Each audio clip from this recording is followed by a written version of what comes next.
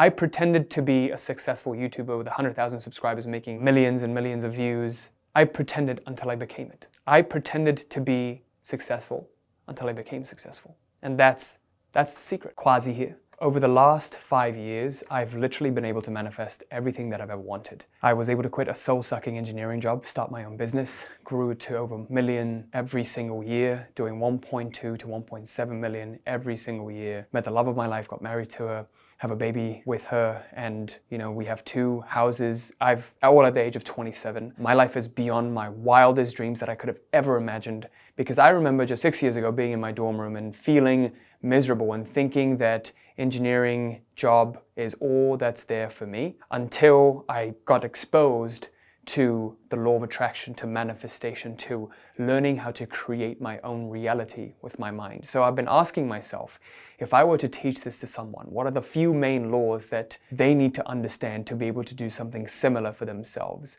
And over the last 5 years, I noticed that there are 5 main laws that have kept recurring in my life every single day, that once I mastered them, it allowed me to create everything I wanted. So in today's video, I want to share with you what these 5 laws are, but give you practical tools, practical application points, practical techniques so you can apply them in your life, no matter what situation you're in. If you want to grow a business, if you want to create wealth, this is going to be particularly important for you. So law number 1. Law number 1 is the law of openness. What do I mean by that? So I have a tendency to become very closed off. Just typically become very stubborn, very closed-minded, and whenever someone suggests something to me, I'll immediately scoff at it and become skeptical. If you're someone who's like that, chances are you're closing yourself off to a lot of amazing opportunities. But on the other end of the spectrum, there's people who are too open, too suggestible, and they just jump from one shiny object to the next. There's a balance to this, right? And so for me, it's been a constant reminder to keep myself open. And I realized this lesson when I was listening to Kevin Trudeau's Your Wish is Your Command quite recently. And he was talking about this thing called the Teachability Index. The Teachability Index. And how he describes the Teachability Index is it consists of 2 factors that are multiplied with each other.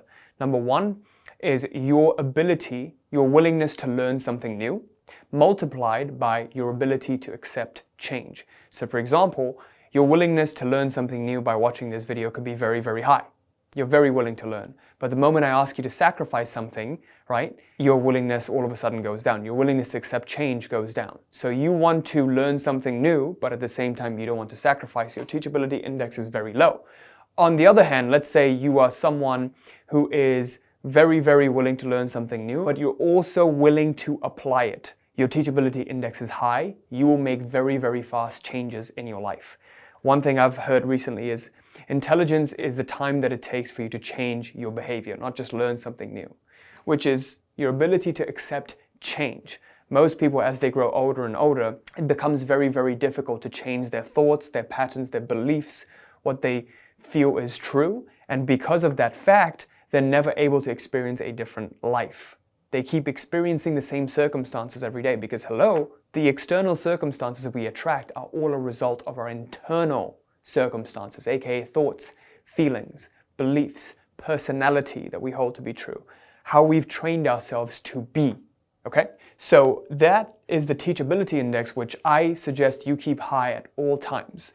And one hard lesson that I learned about the teachability index and when my teachability index was low was I paid all of these mentors and coaches to help me grow my business. I was doing $100,000 a month, anywhere from $70,000 to $100,000 a month in my business. And it was doing well. I was happy, but I still wanted to grow more and more. They would always suggest that I create a new product. For my market, it made sense to have a lower ticket product, but I always resisted it. I was like, nah, I don't want to do that. I believe I can scale this to, $1 million a month or $500,000 a month, whatever it is. The more I insisted on my own way and didn't blatantly close myself off to suggestions from people who were wiser and smarter than me, the more I stayed stuck. So I was stuck at 1.1 to 1.3 million a year for 3 years. Again, not a bad place to be stuck. Finally, last year, I kind of crumbled and I took their suggestions and I was like, you know what? I'm going to listen. I'm going to be willing to accept change. So we came up with a new product, a lower ticket version, and it was an immediate success. That got us from 1.1 to 1.3 to 1.7 million last year. And so that was just the initial year of us doing it. So that taught me the lesson that I should be willing to accept change. So the question becomes, how do you balance the blatant shiny object syndrome with being stubborn, putting your head down and focusing? Well, here's how. The key is to be open to anything. You should always be open to suggestions, but you should maintain a healthy level of skepticism. So what I mean by that is don't accept anything immediately. What I do is when I hear a suggestion now, I keep looking for feedback in my environment if it keeps popping up. If one person tells me something, okay, sure, I'll listen to it. But if I keep seeing more and more instances of it pop up, someone else is telling me, and I'm starting to see other people doing it or suggesting it and saying that this might be the right thing for me to do, I'll really think about it. But if I just hear something once, someone will tell you to read a book once, I'll never read it. But if I see like 2 or 3 people, like weird coincidences happening, that's when I know the universe is trying to tell me something, but I'm just not listening because I'm so in my head all the time, okay? So that's where balancing openness with closeness comes in. So if you're at a place in your life right now, you're stagnating, you're not seeing results, and you've been doing the same thing over and over again, it's time for you to start listening. Open yourself up, open your ears up, listen to what feedback is around you, what keeps recurring. You will know. And one way you can know is to ask someone really close to you a question, which is, what do you think is the obvious move for me right now? What do you think I should be doing? In my business or in my life, how do you think I can get unstuck? And it's especially effective if you ask your spouse something like that, because most people, they're not teachable. They claim that they are, I'm so open-minded, I want to learn. Yeah, but you're not willing to accept change. When it comes to doing something difficult and changing your habits, changing your behavior, how you've been, oh no, I don't want to give up eating my favorite food. Oh, I want to lose weight, but I don't want to give up eating that. It brings me so much joy in my life. And you kind of lie to yourself saying that it brings you joy when it really just brings you a dopamine spike. You feel a temporary rush of dopamine, but then it's a void that never fills itself up. And that's the same with everything. With food, with sex, with money, like buying material possessions, you just keep buying them and you try to keep filling up a void, but that void isn't filled. That isn't true joy. You're confusing yourself, right? True joy is when you're beyond it all and you don't need anything to fulfill you. You internally generate those feelings. You are simply joyful because you've realized your true nature. You simply are, right? Nothing outside can make you joyful. Just think about that. It can only give you validation. It can only create a dependence on external circumstances. True reality creators are never reliant on something outside of them to influence how they feel within, okay? Which leads me to the next law. Law number 2, the law of becoming. So this will be especially helpful for you if you find that in your life right now, you keep taking action. Let's say in your business, you're trying to grow it, or in your career, you're trying to advance. Whatever you're trying to do, you find yourself hitting an invisible wall, an invisible ceiling. You keep doing, you keep taking action, but it seems like with the more action you take, the more diminishing returns you get from your effort. The reason why this is happening is because you are focused on the having and doing. So when you focus on the having and doing, you're simply focusing on taking or doing something in order to take. Okay, so the example I can give you is, I was in the mailbox one time, in the mailroom in my apartment one time, and I had a sneaky suspicion that my package that I was anticipating had delivered. And so I was looking for the box of cigars that I really wanted, and I was looking for it for multiple minutes, 20, 30 minutes, 40 minutes. There's tons of packages in the room, it's overflowed, there's like 100 tenants maybe, or 200 tenants living in the building. And so I couldn't find it, and I wasn't sure if the package had delivered. So I stepped out of the mailroom, and all of a sudden I got a notification saying my package indeed had delivered. Now, I went back into the mailroom with a newfound conviction, a higher level of conviction. I had a conviction that my package is indeed here. So now my search took on a different level of resolve. Okay, so I knew that the package was here. It was just a matter of me finding it. So I searched even harder. Look in nooks and crannies I wouldn't have looked in. And voila, I finally found my package, right? The lesson that this taught me was, you can do something half-heartedly, you'll never get results. You'll just do something and say, oh, let's see what happens. But if you did something with full conviction that even if it's not this, We will find a way. We will figure out a way to make it work. And anything that you did in your business, in your life to grow it, you did it with full conviction. You did it with full conviction that either you will succeed or you will fail and learn a lesson that will allow you to try something new, another option that you had, or it will lead somewhere, okay? Which leads me to understanding the being paradigm. So what you have to understand is that life is in a constant process of unfoldment. It's always changing form. Energy is always changing form. It can't be created or destroyed. It goes from a cocoon to a caterpillar, to a butterfly. And then the butterfly dies and changes form, still passes. It's changing energy from one form to the other. Everything fundamentally is a frequency or a vibration. It's very, very subtle. We're always changing forms. Our thought changes form.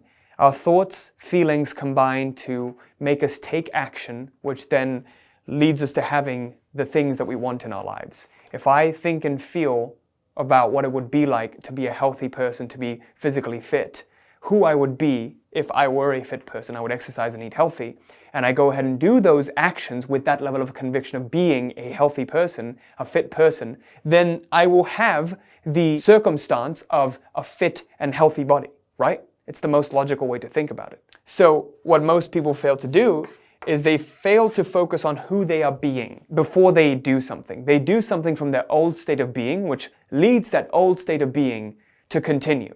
So for example, if you are in a relationship where you've, felt inferior, and you always feel inferior in relationships, you never feel equal to your partner, you're going to keep attracting those relationships over and over where you feel more and more inferior. So your actions get subconsciously influenced by who you believe yourself to be. This is what we call as identity, right? Our personality and our identity, our trained ways of thinking and feeling. So I remember when I was stuck in my business, my biggest challenge was I would keep making the same kinds of videos over and over again. And what I noticed was, my videos were boring, if you will, and it didn't appeal to the masses. And when I looked at the kinds of videos that appeal to the masses, the more mass market kind of content, talking about more discovery stuff, more talking about the third eye, pineal gland, and I thought, I can't make videos like that. I just can't do that because I believe myself to be a certain kind of person. But I knew that that's what I needed to do to reach a wider market, to have my message reach a wider audience. So I had to change how I viewed myself first, and then the actions would follow. And because I viewed myself as one kind of video maker, a stagnant, kind of static kind of video maker, like this is just what I do, this is just my brand, this is what I've done this whole time, I didn't change. Life was changing, but I wasn't adapting. I wasn't being teachable. I wasn't being open, right? I wasn't willing and able to accept change. And because of that, I stayed stuck with getting the same amount of views. As soon as I changed myself first, and I made a video about this about a year and a half ago. And the very first video I made after I went through this change, I did this third eye meditation. And that's when I got this revelation that, hey, it's because of who I am being, the version of myself that I'm channeling. When I viewed myself as a successful video maker who is able to make videos like that while still tie in my old identity. Because remember, your old identity never dies. It almost dissolves into your new identity. You're kind of expanding your comfort zone. You have a little comfort zone here, then you expand it more and more. You integrate your little small self into a larger and larger self until eventually you become unbounded and you become one with God, right? So I expanded my identity to include the kind of Quazi that makes videos that people would click on. And so I did that. And the very first video I put out got 700,000 views. Right? And I had never gotten, maybe I had gotten 2 or 3 videos that cracked 500,000 views in my life. And so when I did that, it was a huge epiphany to me that, oh my God, it really was who I was being that was influencing the circumstances I was experiencing. So as soon as I changed how I viewed myself to be the kind of, like the discovery Quazi that I wanted to embody, the kind of Quazi that is a great video maker that gets tons of views, that's exactly what happened. I attracted circumstances, I attracted mentors and other agencies who do this kind of work and knew what I needed for my channel, and they helped me blow up my channel. We went from doing 200,000 to 300,000 views a month to 2 to 3 million views a month. And that obviously contributed to my business exploding. So that's really how you go from being to doing to having. So miraculous things can happen if you just stop for a minute and just ask a simple question. Who am I being that's causing this circumstance? Who am I being right now? Which version of myself am I being that is causing me to attract the circumstances that I'm seeing in my life? Whether I'm stuck at 10, 20K a month in my business, because chances are you're stuck at 10, 20K a month or 300,000 views a month because that's all you believe you're capable of. That's who you believe you are. Subconsciously, you believe you're the kind of person that can only make 20 to 30K a month, and so you're stuck at that level in your business. So the key in law number 2 that I want to leave you off with is assume the state of being first and then focus on doing.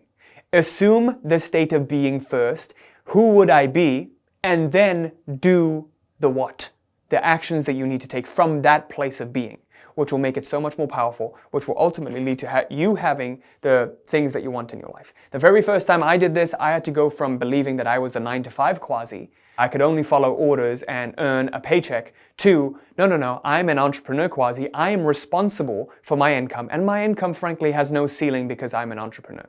It just matters how much I put in. The input leads to the output. Hey, could you do me a favor right now? And if you're enjoying this, we are trying to share this message with as many people as humanly possible. So if you have a close friend, 3 friends or 5 friends, could you just share this with them right now? Only if you're genuinely enjoying it.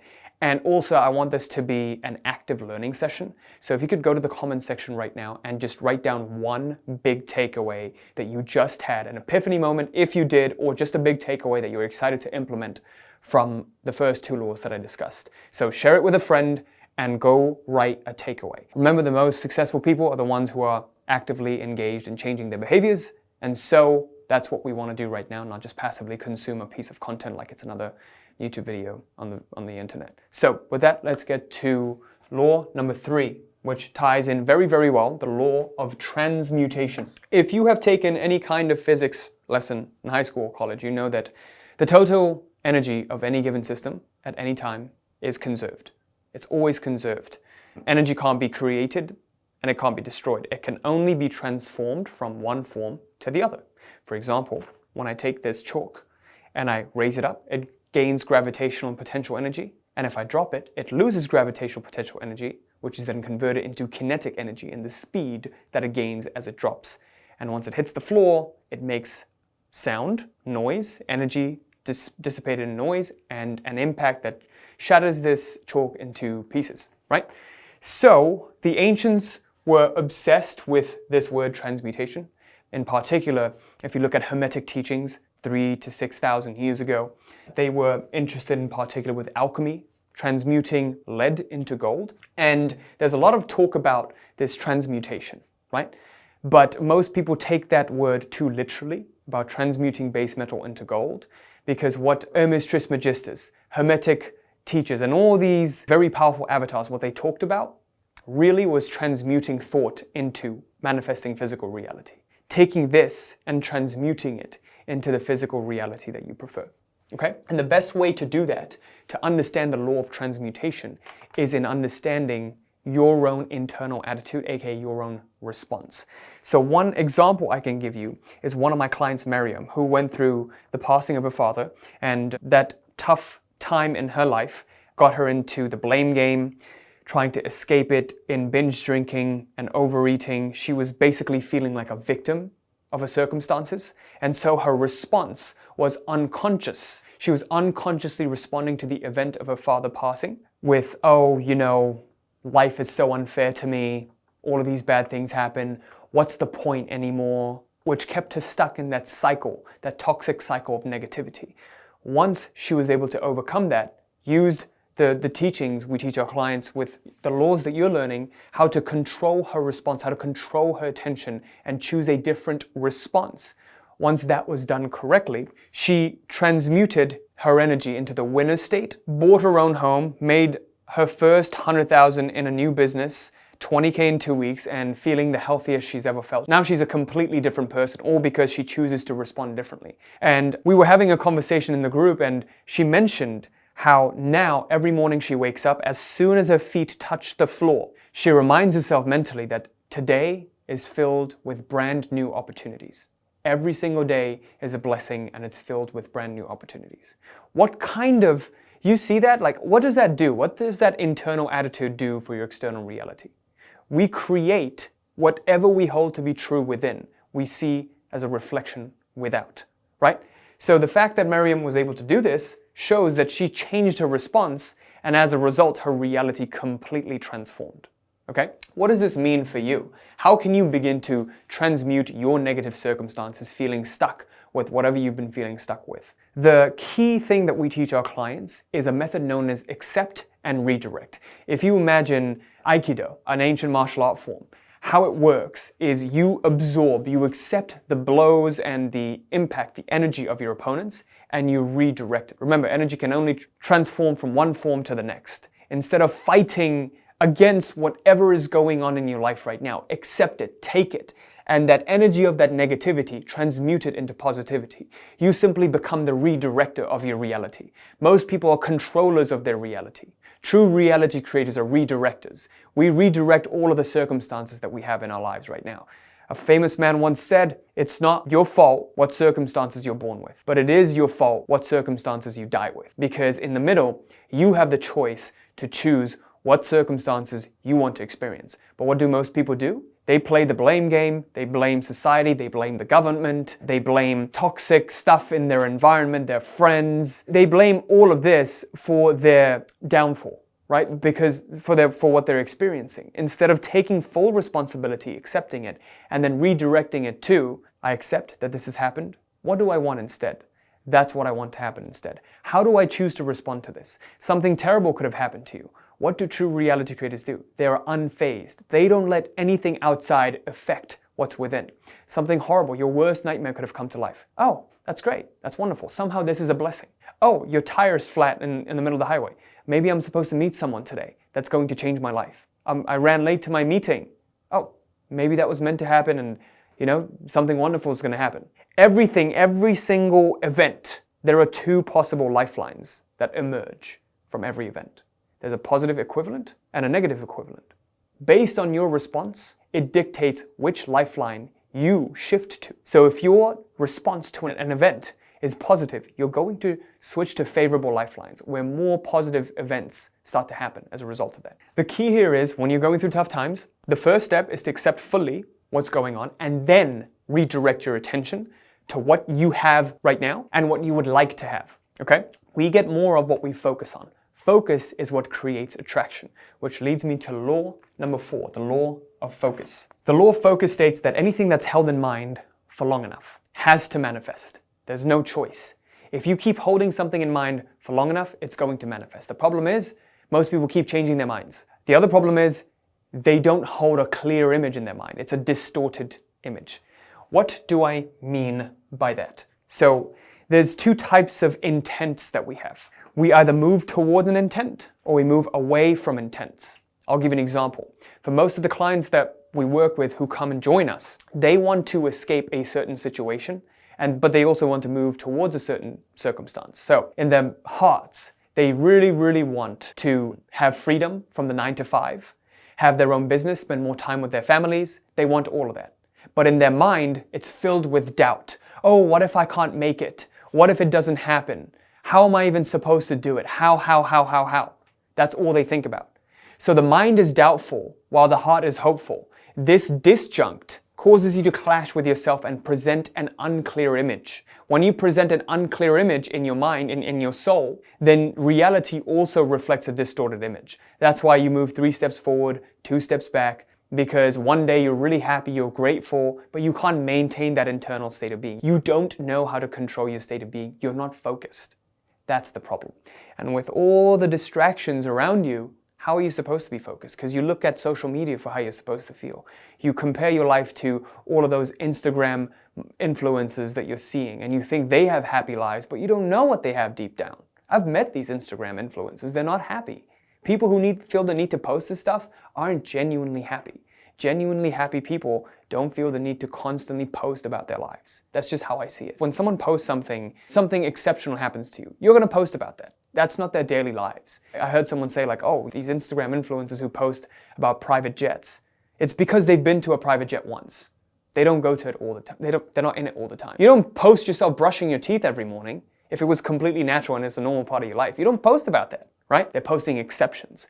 So never compare your situation with someone else's. That's the number one mistake people make. They compare their lives and they're like, I should live like this person. I should want to want this. Instead, ask yourself, what do you truly want? The key to understanding the law of focus and actually using it is you must consult the heart first and then the mind. What do I mean by that? So pay attention to this. So what most people do is they think about a goal and they immediately say how, right? They want to get the goal now. They don't even think about what they truly want and what would make their life a continual vacation. So what you must do instead of doing that is first get really clear on what would I be doing every single day that will make my life a continual vacation? Because once you get clear on that, then you can ask, how can I monetize this? And that's exactly what I did. I thought about what I wanted, truly genuinely wanted, that would make my life a continual vacation. Did it while I had my job, right? I was doing my summer internship at my engineering plant, and I still focused on making videos, and I had no clue how to monetize it, no plan. I just followed my passion. Just followed my passion of making these videos. And then circumstances showed themselves. I don't know how. I genuinely don't know how. I simply followed these principles, okay, that I'm sharing with you. And if you do, something miraculous will happen. It will definitely happen. We have proof with over 1,000 clients who've done this for themselves. Which leads me actually to the next law, the law of intent. So I want you to pay close attention to this law. There's a fundamental difference between desire versus intent. Most gurus will tell you, oh, you need to have a burning desire. Bullshit. The problem with having desire is a burning desire. When you keep focusing on desire, you almost establish to the universe that you do not already have. I do not already have, therefore I desire. It creates a separation between your current situation and your desired situation. Okay? The other issue with desire is simply this. You can't create desire just like you can't create energy. It's already there. You just need to remove the clouds to your desire. Most people want something, but they're ashamed to want it because society tells them you shouldn't study film in school because it doesn't pay. Or you shouldn't do your art because it doesn't pay. Because society only thinks about pay, money. Right? It's got to be secure, be comfortable. But the richest artists, they followed their own path. The richest musicians, they followed their own path. They became wealthier than you could ever imagine. So if art and music didn't have money in it, no one would be making money. These people wouldn't exist. How does that make sense? There is 100% money in it. You just haven't been able to get to that point because you haven't owned it. You haven't allowed yourself, you haven't given yourself permission to fully have it because you're listening to someone else's opinion of what your life should be like. You're listening on Instagram and TikTok and you're seeing what they're doing and their insecurities they're projecting upon you, right? So there is a difference between desire and intent. What is that difference? What is intent? Intent is simply this. Intent is your decision to have and to act. When you make a decision and you say, I will have this, I don't care how, just simply going to have it. And I will do whatever is necessary to have it. When you can get to that place within yourself where you have an ironclad resolve, anything you want in your life will happen. Why? Think about it this way. If you want a sandwich, do you say, I desire it, oh please sandwich, please I desire it. What if I don't get sandwich? You simply go to your fridge, grab the ingredients and you make yourself a sandwich. Right? The problem happens when there's more complexity. That's when you can't fully channel your intention. So simply put, what happens is you desire to quit your 9-to-5 and start your own business and make 6 figures, spend more time with your family, with your loved ones, do the thing that you love. But now this goal is more complex than you going to the fridge and making the sandwich. Maybe it's like you driving 100 miles to the nearest grocery store to get the ingredients to make the sandwich. There's a lot of steps in between. That's when doubt creeps in. Doubt creeps in when the goal is a little more complex and it takes a little bit more time. So you can't focus on it for long enough. You can't hold it in your mind for long enough. You move 2 steps forward, 1 step back, 3 steps forward, 4 steps back. This cycle keeps happening because you doubt more than you actually want. You keep focusing on what you don't want rather than what you do want. You're moving away from intent rather than towards your intent. Remember, we have a servo kind of focus mechanism, a reticular activating system. Whatever we put in our subconscious mind, that's what it moves towards. If you're on the highway and you look at the car next to you and you're trying to avoid it, you're going to move towards the car. Stop thinking about what you want to move away from. Focus more on what you have, what you want to move towards. Okay? That's the secret. That's the true key. And I'm a personal testament to this. That's how I got my financial freedom. I simply focused on my decision to have and my decision to act. I will become this financially free YouTuber making at least 20K a month and live the life that I want. Get away from my 9-to-5 job. And at the time, I couldn't even fathom it. I didn't believe it. You don't have to believe it. You simply have to be brave enough to say, I give myself permission to have this. I pretended to be a successful YouTuber with 100,000 subscribers making millions and millions of views. I pretended until I became it. I pretended to be successful until I became successful. And that's the secret. Who you pretend to be is who you become. Most people are too afraid to pretend. They're too afraid. I was so scared when I put my first YouTube video out. What will my friends think? What will my family think? They'll think I'm stupid. Oh, talking about the law of attraction? Oh my God, they're gonna think I'm an idiot. They're gonna think I just fell for some scammy bullshit. Look where we are now. Look where we're now. So people make fun of you until you become more successful than them, and then they'll envy you, right? So that's just how life works. But you can only get to that point when you've given yourself permission to have the things that you want. You can only have that kind of freedom in your life when you've given yourself permission. Give yourself permission to have and to do what's necessary to get what you want. The issue arises when we focus on how. Whenever you focus on how too prematurely and when too prematurely, do you know what happens? Doubt creeps in. How am I going to get there? When is it going to happen? Is it going to happen? That's when you start doubting yourself. Fully form your intent. You say, I don't care how, I don't care when, I will have it. Simply via my decision that I've made, I will have this. Nothing else matters. Either I will have this in this lifetime or I will die trying. Because this is the thing that I love. This is the thing that sets my heart free. What else could I do? If I knew something better than making YouTube videos, I would be doing it. I wouldn't be doing this right now. I don't know anything better to do with my life. It's as simple as that. I love to do this thing. I'm passionate about it. It's what sets my heart free. Sharing my message, having millions and millions of people watch it and benefit from it. So I do it. Find the thing that you would do for free for the rest of your life, and then commit to it, and then find a way to monetize it. Get clear first on what you want, intellectually.